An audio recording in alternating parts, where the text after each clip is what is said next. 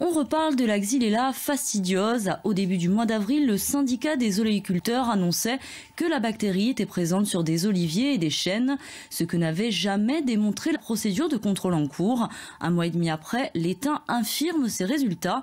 Pour autant, rien de rassurant, la communication scientifique nécessaire dans ce dossier semble malmenée. Florence Antomarque sur un montage de Stéphane Visselin.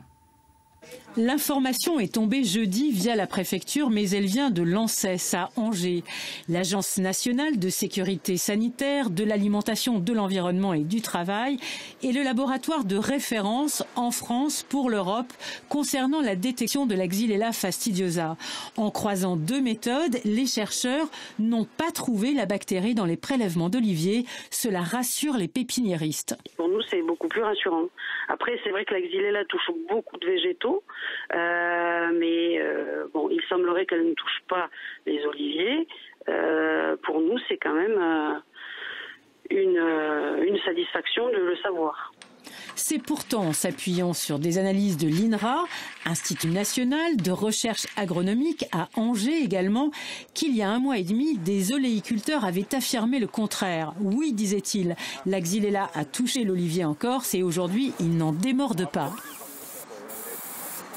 Qui des deux laboratoires délivre les bons résultats?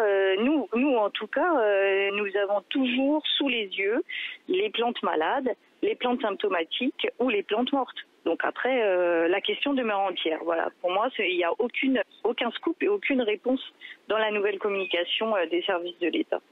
Via l'INRA de Corse, les résultats dévoilés par les oléiculteurs sont réaffirmés.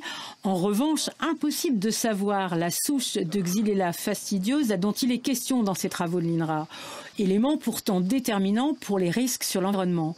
À l'évidence, il y a un malaise entre deux instituts nationaux référents qui ne répondent plus depuis un mois et demi aux journalistes.